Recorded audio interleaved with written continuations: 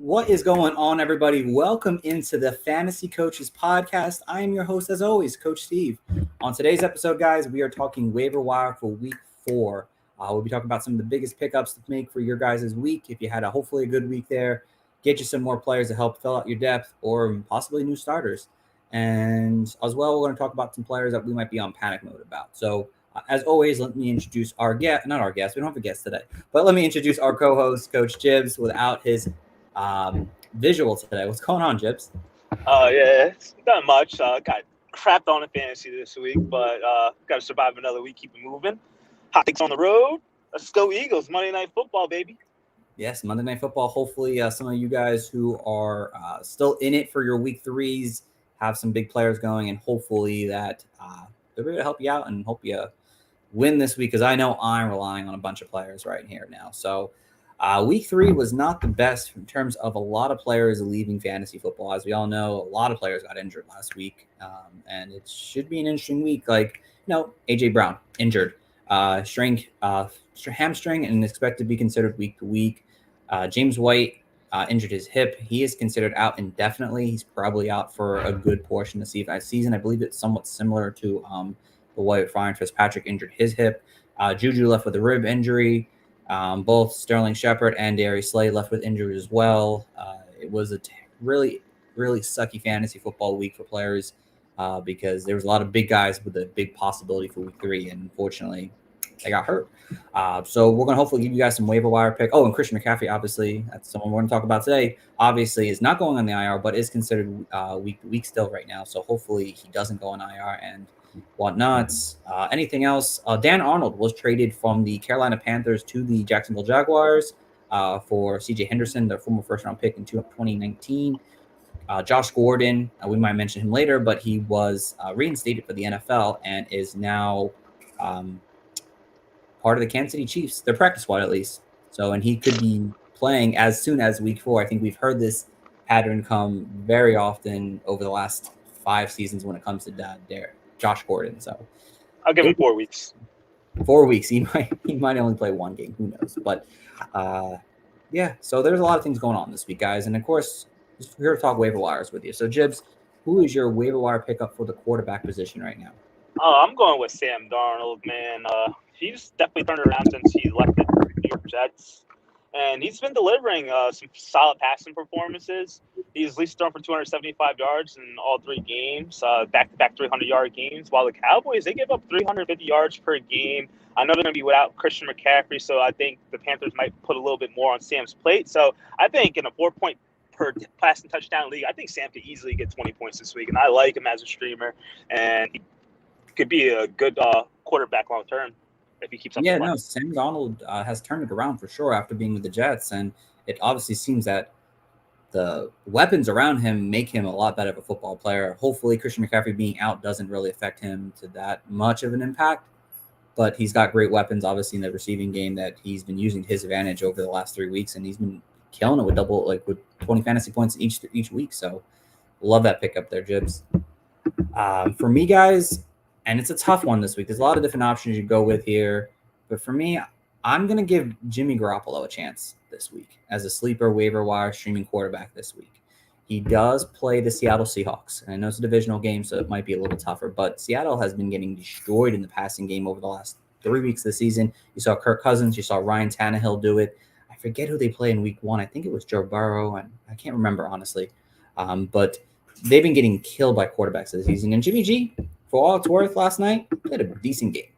Wasn't the best game, but he played a much better fantasy football game, produced over 16 fantasy points, And again, this could be a game where it could be somewhat of a potential shootout, and Jimmy G could end up putting a really good number up for you. And he could definitely be someone who could help you out with a streamer week if you're losing somebody or not comfortable with your quarterback situation currently.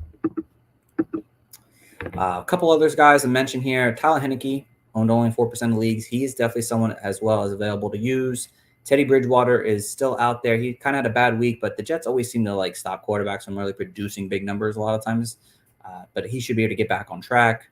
Carson Wentz is definitely a decent option as well. He looked enough healthy to produce fantasy numbers, and he do play the Dolphins, who have been giving up fantasy points in the passing game over the last 2 weeks. Big Ben, he's closer to that 40 mark, but he is a possibility. Trey Lance might be the time to go pick him up as well. I've been talking about Jimmy G getting him up and going, but you just never know when it comes to these quarterbacks, injuries, rookie situations where they just want to throw the rookie in. It might be the time to get him now. And last but not least, Justin Fields. Poor week last week. It is what it is, unfortunately, but he should be able to bounce back, have a much better game against the Lions this week. And going over from quarterback, we go over to the running back situation now, guys. And running back pickups. Jibs, who do you guys are first one? Miami if my reception's bad, but I'm going to Chuba Hubbard, and I just don't see why if he's not the number one back, he should be no matter what. The guy came in, he filled in after Christian McCaffrey left. He should be getting a 3 to 4 game window, so he can definitely win you some weeks. And he was utilized pretty well, both in the rushing and the receiving game. He had 5 targets on 3 catches, and he still had over 10 rushing attempts for 50 yards. So I think this guy is a lock and loaded guy who could be at least pushed into 17 touches a game. But the only thing I will say is it's going to be a little bit different, obviously, with the time frame. Christian McCaffrey is definitely not going to be hopefully he's not going to be out 13 games, but we did see a little bit of Royce Freeman, so I don't think it's just going to be his show to go on. So he's going to be splitting some work, but I like Hubbard. Yeah, no, I mean, he obviously is definitely the biggest pickup of the week for sure. I think if you're a Christian McCaffrey fan, you must go all in and get this guy on your team, because I think he will be the lead guy. There was a lot of talk about him coming out of college as a really tremendous athlete, honestly, and what he was able to do with the ball in his hand in open space is incredible. Again, he didn't get to see it too much last night. Houston, for the most part, has been pretty decent against running backs to some extent. They haven't allowed a crazy amount of rushing so far, so he didn't have the night you expect him to have, and especially when you bring a player to come in off the bench for basically not having that mentality, it gets to you a little bit there. So he should be ready to go being featured in this offense. And they play the Cowboys, so that should be able to get him some fantasy points going for sure. But yeah, Royce Freeman is definitely someone that probably won't take too much time up. So I wouldn't worry about too much, but he's going to be involved. So if you're thinking that Hubbard's going to be just the main guy in this backfield, you may be mistaken, guys. It may be him. Instead of McCaffrey being 80-20, it might be 40-60. So just keep that in mind. But if you're a McCaffrey owner, you have to get this guy on your team, because who knows how long Christian McCaffrey will be out. We've dealt with this last year with him being week to week. It's definitely someone you need to have on your team. If you're not a McCaffrey fan and you need RB help, go get him. But I wouldn't spend all your money. Just like we did with Elijah Mitchell, don't go nuts with every single player. Go, I would say probably about 60% of your budget on him right now, because you just don't know if McCaffrey will be out 1 week, 2 weeks, or who knows? Medicine nowadays, people come back the following week. Who the hell knows? But just keep that in mind a little bit when you're putting your waiver bids out there. If you're using first priority, I think you could use a first priority on him, honestly. He's definitely the biggest waiver pickup, under 40% ownership right now.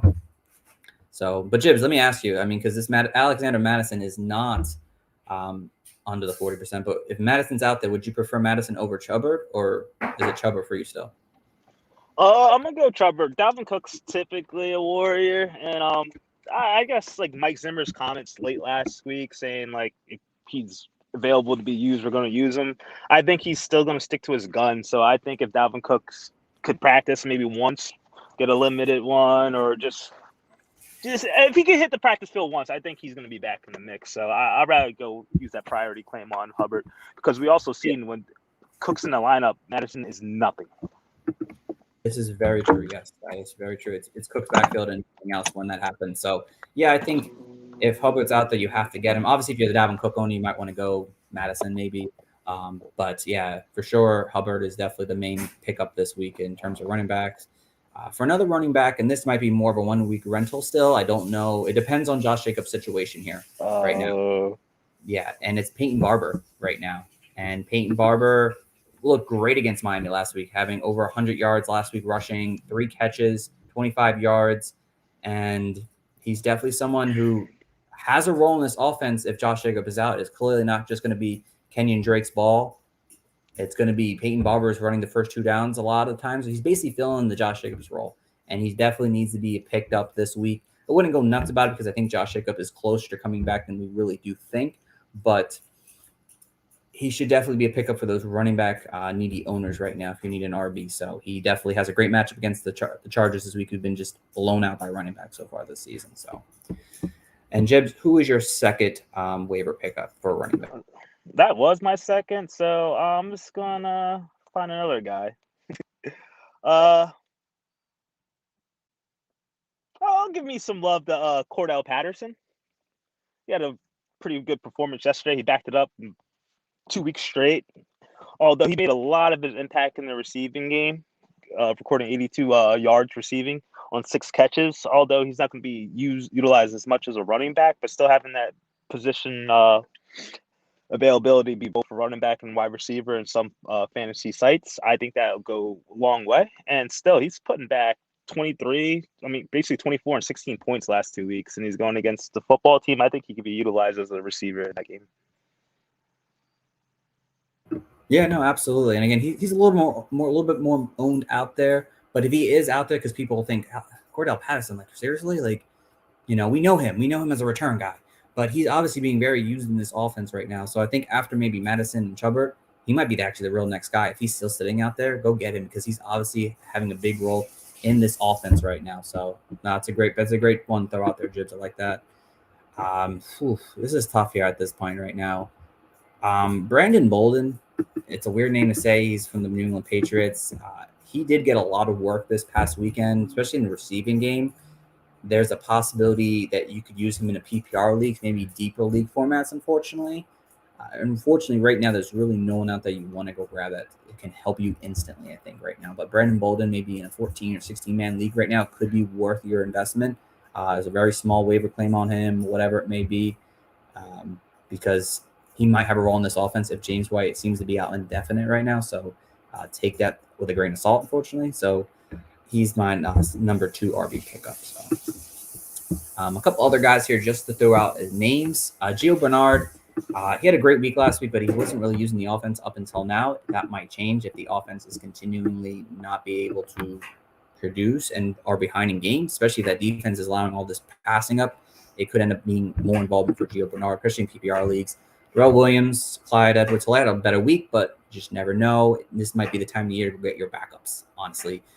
Just like Tony Jones, only 16% owned. If Alvin Kamara goes down, Tony Jones might have a really big role, honestly, in this offense here.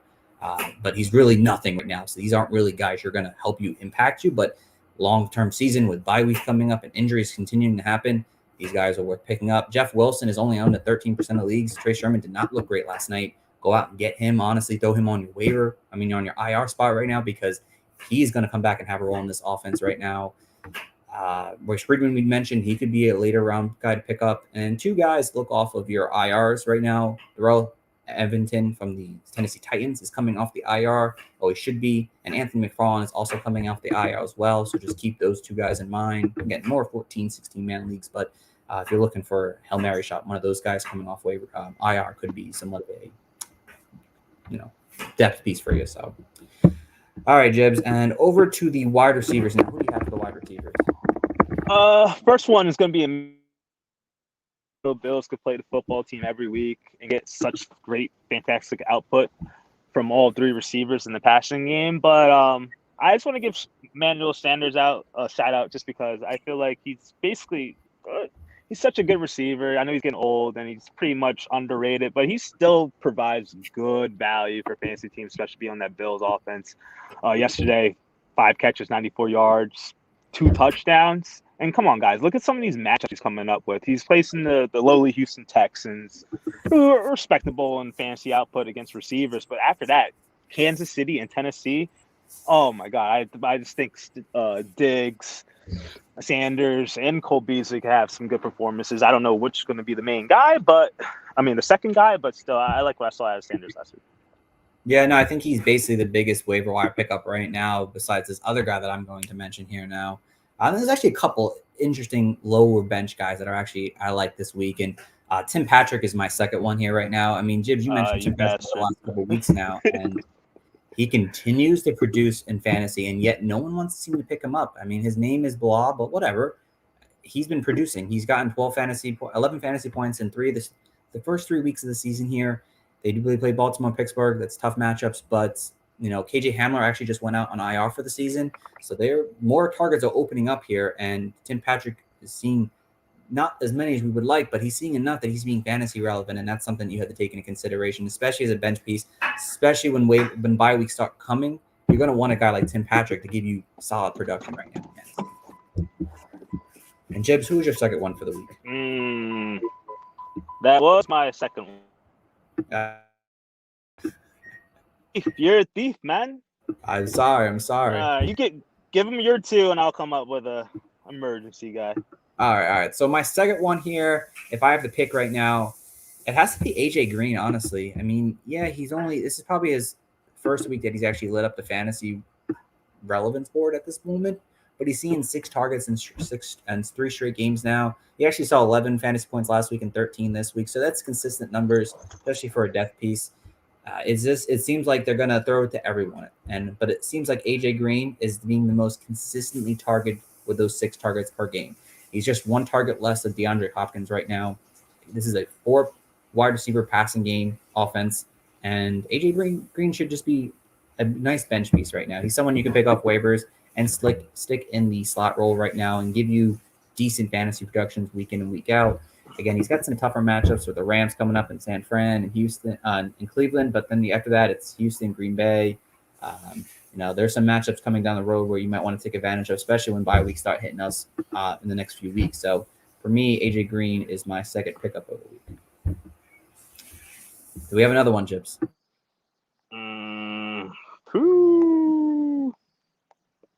I'll go with deep sleeper Colin Johnson with all the wide receiver injuries for the New York Giants. Obviously, I'm going to give you another waiver pickup too, but I think with the reduction of weapons in that Giants receiving, I believe Colin Johnson will have a shot to do something. He was targeted 7 times yesterday. I know the Giants didn't really do much in that whole game, neither the Falcons, but still for a guy to be the wide receiver 4 on their team, jump in the game and still have Daniel Jones target him and catch 5 catches for 51 yards, I think there's something there. I like that one a lot for sure, especially in deeper leagues, because Colin Johnson was someone I really liked last year, but obviously never got his opportunity in Jacksonville. And especially if Slayton and Sterling Shepard are out for multiple weeks, possibly. Who knows? We don't know yet. Honestly, I didn't see anything that they weren't. So Colin Johnson could fit in right away. He seemed to be an immediate impactful player in fantasy. So I like that, Jibs. A couple other guys I just want to name off here. Hunter Renfrow continues to produce as a solid low-end wide receiver 3. James Washington could see a bigger role with Juju and Deontay Johnson being out. Elijah Moore, he got a concussion right now, but he's definitely Terrence Marshall right now could be somewhat of an option for you right now. T.Y. Hilton is coming back off of the IR, and the coaches are saying that he's looking good. And Carson Wentz with T.Y., that was something we were excited about in the preseason. Definitely someone I would probably put him as my 3rd guy, maybe second, honestly, to be honest, because I think he can make a big impact on this offense. Rashad Bateman is another one that I would consider throwing on your team now because, again, people really loved him and his opportunity he could possibly get in Baltimore. And it looks like that Lamar Jackson is throwing the ball a little bit more right now. There's not much of a big threat in the run game. He could end up seeing a really big second half of the season here right now. Someone else I want to consider right now, and this is lower leagues, but Van Jefferson is definitely an option for sure. Nick Westbrook, Naik, the Tennessee Titans wide receiver, he had a pretty decent week, and if A.J. Brown is going to be out for a couple weeks maybe, he's week to week, he is definitely someone as well that could be worthy of a late round, or not late round, but a deeper league bench spot for you right now to see if maybe he can kind of stick it with the offense right now. So, Jibs, you still there? I don't know if Jibs, you're still there or not. Hello. Hey, he's still there. Okay. So over to the tight end, Jibs. Who is your tight end pickup of the week? I'm going to go with Evan Ingram. Same philosophy with Colin Johnson. I know he's just coming off of his short 2-week absence from the Giants, but I normally wouldn't consider telling you guys to go grab a tight end who grabs only 2 catches for 20 yards. But still, they need weapons in that offense, and we don't know the timetable when those two will return. But still, as of recent years, we've seen Evan Ingram be utilized in that offense. I know they have a lot more weapons. But still, he can drop you some balls, but I think this is the year for him, guys. All right. It's very possible. That is for sure. So I don't hate that whatsoever, honestly, right now. So hopefully he can kind of step things up, especially with the injury. So I like that there. Jibs a lot. For me, guys, my second one is Pat Fryermuth. Only 6% owned. And again, he seemed to be involved in this offense a lot more, especially in the passing game. Big Ben doesn't seem to really be throwing to Eric Ebron enough, and they're not connecting really. And again, with the injuries right now with Deontay Johnson and Juju Smith-Schuster, Fairmont could see a bigger role in the offense here right now. And if you're looking desperately for a tight end, if someone you're not liking didn't actually produce the standard you would like during draft process, Fryermuth seems to be improving a lot right now. A couple others. Gerald Everett is 32% owned, but again, he's producing on and off, kind of a low-end tight end. Tyler Conklin had a big week last week, but again, he's kind of on and off consistently. Dawson Knox has been kind of consistent over the last 2 weeks. I had Jacob Hollister here, but Dan Arnold now is in town, so he could also be a pickup if you're looking for a tight end for this week. So there's not a lot of great tight ends, unfortunately, but there's some decent options out there. So Jibs, over to our final part of the night, and that's our panic meter right now with some guys. And basically, I'm looking for how you're feeling on them from like 1 to 10 right now, and just a quick take on them. So the first one, Aaron Rodgers sitting at quarterback 22. Where are you at on Aaron Rodgers? 4, he has Devontae Adams. Nah, I'll play 2. Like, the offense is going to take some time, especially with them missing a lot of the training camp. Still a Hall of Fame quarterback, has the weapons. And once he gets the other wide receivers up to speed, like with like Valdez-Scantling catching deep balls and actually get Cobb and the running game going, I think he'll be good. But Aaron Rodgers is low panic for me. No, I completely agree with you. I'm kind of on the 1 or 2, honestly. I mean, he didn't have the greatest week last week, but he doesn't need to always. And again, week 1 kind of threw him off on a Lindsay in terms of his overall fantasy ranking for the season, so I'm not too concerned about that. Another one here, Trevor Lawrence, QB 26 on the season now at this point. We like Trevor Lawrence possibly as a guy who could maybe make it as a rookie early on, but he is not playing as a good rookie. How's your panic meter on him in fantasy this year? My panic meter, I'll say 8 just because of his coach and what they try to do on offense. They're just throwing him to the wolves, and obviously he's going to have to take his beatings, but I think he'll get better as the year goes on, but I don't want that as a QB2 on none of my teams. Yeah, I'm kind of on the 9 right now, honestly. I mean, Trevor, he's like basically Daniel Jones right now, just fumbling interceptions. It's like he can't stop it right now. The turnovers are just incredible, and it's hurting fantasy for him. And it's if he's still on your team in a redraft league, he probably needs to be off it at this point because it's just not worth you having right now. Honestly, I mean, maybe he'll figure it out, but right now he just is a bench spot at best, and he's not someone that's touching starting lineups right now for me because the turnovers are just killing him right now in fantasy. Over the running backs, Jonathan Taylor, RB26 on the season. Where are you at with him?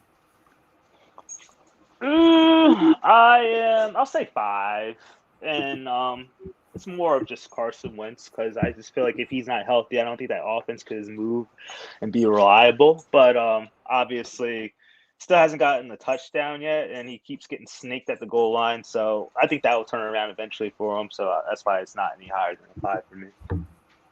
Yeah, I'm honestly, I hate to keep on using the same number as you. I didn't use it last time, but this time I'm but 5'2". Nyheim Hines barely involved in this offense here, and they're just not giving him the touches that we really want. I mean, he's seen 17, 15, 10 over the last 3 weeks now, and the defense is just getting beat by players right now. It's a little concerning that he's not seeing the rushing And then he's not seeing the receiving work we really want out of him either. So it's a bit of a concern. Hopefully he can turn it around still. He's got good matchups, obviously, with Jacksonville and Houston still down the road. So hopefully he can kind of turn it around. But yeah, a little concern there for sure. Myles Gaskins at RB32. Where are you at with him? 10. 10. Hey, if you just watch a game, like he will have a couple good runs, and then they'll just chuck in Malcolm Brown when they need to. I'm just not. I'm not on board with that three-headed running back committee. So, and the Dolphins, you need to get their quarterback back before that number gets any lower for me. Yeah, I'm kind of like on a 7 right now with him. He's barely on that RB2 level right now. Thankfully, he saw double-digit touches this week, which is a great thing. But again, if Jacoby Brissett is still playing quarterback, if they're down to the 1, I don't see Myles Gaskins running that in. I see Jacoby Brissett running that in, if anything. And Malcolm Brown continues to kind of eat at work at times. So is Salvon Ahmed. So it's definitely somewhat of a concern. So I'm not thrilled about him right now. All right, Jibs. CH, Clyde Edwards-Helaire, RB32 right now. Where are you at on him? You heard me last week, man. I put him on the sleeper. He delivered. Got a couple messages. He delivered. I'm gonna still say 6 because I think the Chiefs' offense is gonna go full nuclear after starting off 1 and 2, and I think that leads to more Mahomes like stuff and more Tyreek Hill stuff and more Travis Kelce and not Clyde Edwards-Helaire. He got the touchdown, but I think they're gonna be far and few between in his offense. All right. Definitely. I'm kind of on the same page. I'm honestly almost like a 3. I mean, it's concerned that he's not seeing enough like we won in the receiving game in the red zone, but I think he's going to get his work still. He's going to see most of the workload on this offense. He might not be the RB1 we want him to be, but he's still fine enough for me, so I'm not that concerned. I traded for him last week. I'm okay with him for this season, so I don't hate it. Calvin Ridley, wide receiver 29 right now. Jibs, where are you at with him? You're on mute, my friend. You're muted right now. Oh, and you left. All right, guys. Hopefully Chips will come back in a second. But in terms of Calvin Ridley, I'm like a 4 right now. I'm not that as concerned just yet. I mean, I think the touchdowns will come with him. He is seeing a pretty big red zone workload right now that I'm not that concerned that he is not going to be able to turn things around right now. If I'm not mistaken, he has 7 red zone targets over the last 2 weeks now. He's seen, obviously, the most targets. 24% target share right now. I'm not exactly concerned. I'd probably say a 3 right now with him. I'm not a 4, but a 3 right now with him. What about you, Jibs? Are you back? I'm here. Who's the player? Calvin Ridley. Oh, yeah. 3. Like, he's still getting targeted a lot in the offense. I know Matt Ryan's is basically wetting his pants, but for the Atlanta Falcons just to start off 1 and 2, I know they got the dub, but I think they'll get it together. So it's his show to shine. I really don't see anyone else getting that much involved. Right. I don't see it either. He's going to be the main guy still. I'm buying him currently right now if I'm actually looking for that. So, all right. So going over to the next guy here, Stephon Diggs, wide receiver 25. Where are you at with him? Jesus. Oh, Yes. 3. Oh, my God. I didn't know he was that low. But, yeah, still 3. He's going to be the leading target receiver in that Bills offense. I know him and Josh Allen put up spectacular numbers last year, and they were due to drop. But still, you're going to get a guy who's going to get over 140 targets. Like, I'm not going to be that really concerned about him in the long run. Yeah, I'm kind of on the same page. He is still leading them in targets at a 25% target rate right now. So I'm kind of okay with him. He'll get it going at some point. Again, he hasn't been horrible, but that's wide receiver 25. It's not the wide receiver one you drafted him at, but there will be better matchups down the road. We talked about some of them obviously already. So he's like with Emmanuel Sanders. So Stephon Diggs will get things going again. Mark my words. He's also another great buy low candidate right now. And then 2 more. Next one is Bob Woods at wide receiver 49 right now, Jibs. Our favorite Bob Woods. How do you feel about him? Oh, 7. No. I'll say 5. I know hopefully this changes, but with the Rams, over the last couple of years, you'll see Kupp have a couple hot games, Woods have a couple hot games, but it just seems like it's just the Cooper Kupp show right now. And Woods still is delivering some numbers. He's just not scoring the touchdowns, and I know Matt Stafford ain't gonna let him hang dry, so it's a mid-level concern for me. It's a long Yeah, year. Yeah, it is a long year, and I think I'm at a 3 right now. Personally, I think it will bounce back. Again, another great buy low candidate right now, really buy low candidate, because I think he will find his stride right now. I haven't looked into seeing really why he's not seeing it. I did hear someone recently say, I think it was on Twitter, that this matchup against the Bucks was such a great matchup for Cooper Cup, because of the weakness at their slot position. So they obviously exploded the hell out of that this week. There's some good matchups still coming down the line for Bob Woods, and I'm a 3 right now. I'm still not there yet. A couple more weeks, if it's still not there, maybe 6 weeks in, if he's still outside the top 30, then that's when I'm going to start really getting that concerned. All right. And then last one, Jonah Smith right now is at tight end 24. What's your concern with him? I haven't watched that many feature stuff, but I'll say 8 if he's still going to get impacted by Hunter Henry. We've seen the wide receivers get utilized a lot more in this last recent week. I know it's just because they were getting demolished by the Saints, but still, Jonnu Smith's a guy who just like is a bully down in the red zone, and they're not using him in the red zone like I expect they would. So you have a tight end in no man's land. That's a 10. It's 11, 12, 20. Yeah, I'm like a 9 right now. I mean, he's seeing an okay target share, but Hunter Henry continues to see just as many as he has. I mean, he's seeing 5, 5, and 6, which is good, but he just doesn't seem to be really connected with Mac Jones right now. I'm like at an 8 or 9 right now. It's concerning because I just don't see this offense moving the ball and scoring enough for him to be that fantasy relevant at this time. I mean, there are some good matchups coming down the road, so maybe that helps, but it's definitely concerning that he's not seeing better work in this offense and being more productive right now. So I'm at an 8 or 9 right now for him. But that is the end of our episode tonight, guys. That was our waiver wire week 4. Before we go, though, I do want to just give a quick just condolences out there. If you guys haven't heard over the weekend, or if but Fantasy Pros, one of their analysts, Mike Tagliere, did pass away over the weekend here. Definitely really sad. I know me and Jibs, especially me at least, he's definitely someone that I looked up to in the industry for sure.